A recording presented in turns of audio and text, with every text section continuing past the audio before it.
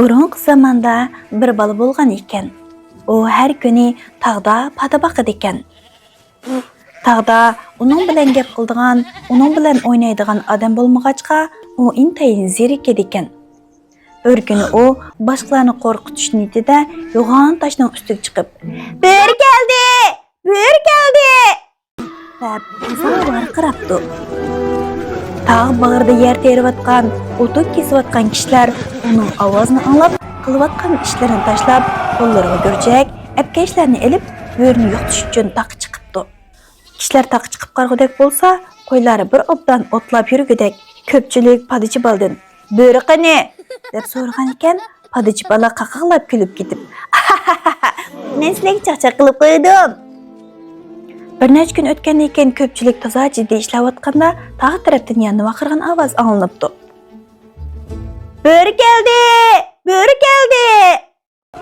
Ko'pchilik qilayotgan ishlarini tashlab, qo'lga saymonlarni elib, bo'rini yo'qotqili atlanibdi.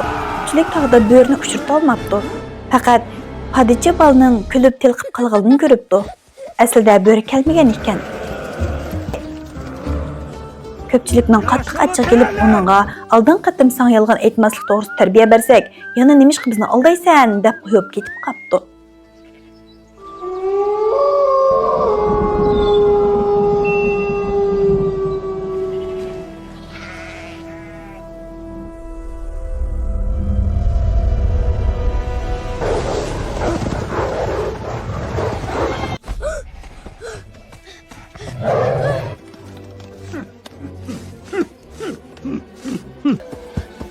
Padichi bala qo'rqqandan "Bo'ri keldi!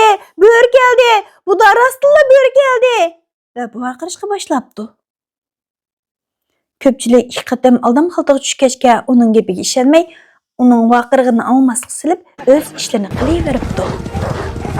Padichi bala jinining barcha yugurib, bo'ridan qutulib qolgan bo'lsa-mu, uning qo'ylarini bo'ri tutma talon qilib yutibdi.